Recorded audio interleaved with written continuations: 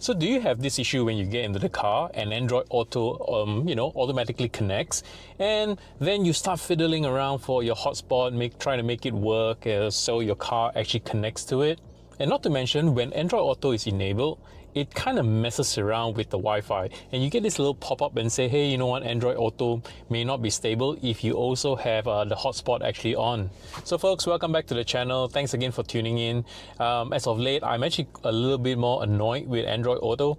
A lot of times, the map doesn't actually take input while driving. It only takes voice, and obviously the voice isn't very accurate. And to be fair, Spotify is also not the best in most cases. Sometimes searching for stuff using Android Auto is a bit of a pain in the butt. Other than the occasional calls that I make Android Auto do, by and large, the functions that I want require me to kind of have my hotspot turned on and, connected to the car so I can access things like YouTube, even Netflix, etc. And, the original Spotify app that I actually use a lot more. But as you can imagine, always when I come in, I need to kind of manually turn on my hotspot and then have the car go through the whole notion of connecting it as well. So today I'm going to share with you guys a bit of a hack that I've done where I can kind of do some automations on the phone to kind of get me going, automatically connecting the moment I come into the car once Bluetooth is connected and Wi-Fi turns on and everything's hunky-dory. So there's a few things that need to happen here. The first thing is, I'm assuming that you already have Android Auto running and your car's kind of set up for Android Auto. The first thing we need to do is to delete the association of Android Auto on the car and also disable Android Auto on the phone. Just so a quick caveat, once you do this, you will not be using Android Auto moving forward. But of course, it's not a permanent thing. You can always turn it back on. But in order for this automation to work, you are kind of disregarding Android Auto completely and just going with the hotspot. Okay, so let's get to that, disabling it on the car, and I'll show you quickly. By the way, I should mention that this hack will only work with Samsung Android devices. So if you're using any other Android devices, feel free to download Macro Droid or any Android automation tools, and it should actually work similarly. On a side note, if you're looking for BYD accessories, be it the Atto, Sealion, Dolphin, remember to punch in the following promo code and get yourself 5% off. So don't forget to visit the friendly folks at topbyd.com. And now back to the video.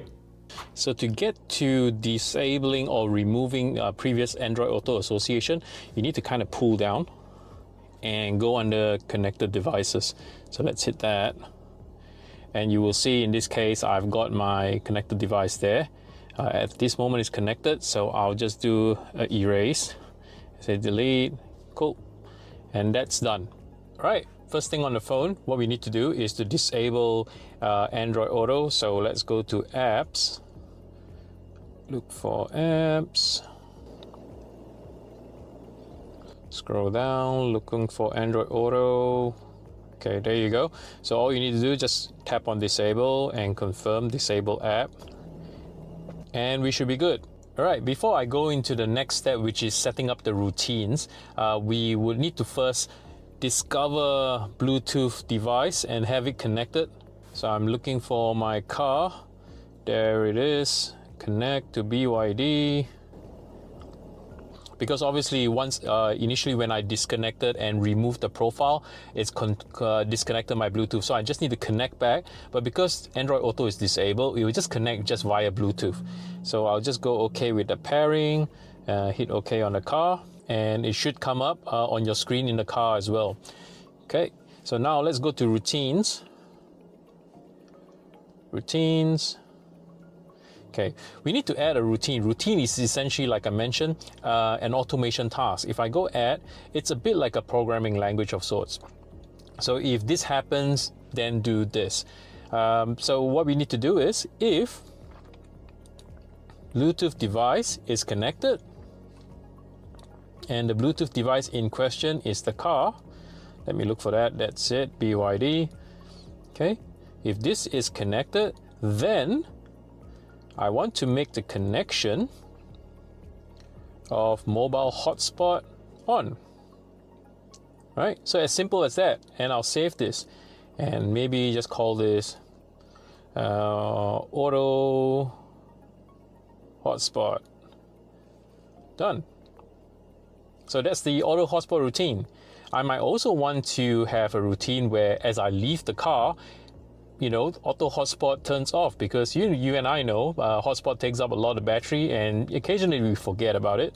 So we want to do that. So if, let's say, Bluetooth device is disconnected, and in this case, let me see, for BYD, then I will want the connection for mobile hotspot to be off. And I'll save this auto off hotspot. So yeah, as simple as that. I've now created a routine. All we need to do now is to test it out. But before I test it out, it's also important that to set this up, you need to make sure the last time you use Wi-Fi is actually connected to the hotspot, right? So now the hotspot is turned on, I'll make sure it connects once, and that's the hotspot that I've picked, CF Home 2.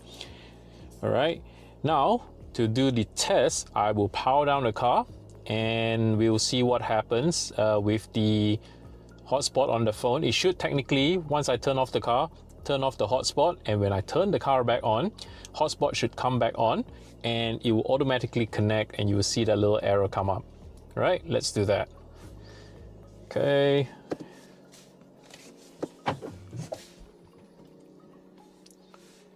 So the car is completely turned off now. As you can see on my phone, the hotspot icon right at the top has also gone off. All right, just give it maybe a couple of seconds and then I'll turn the car back on. All right, car is coming back on. You will see Bluetooth is connected.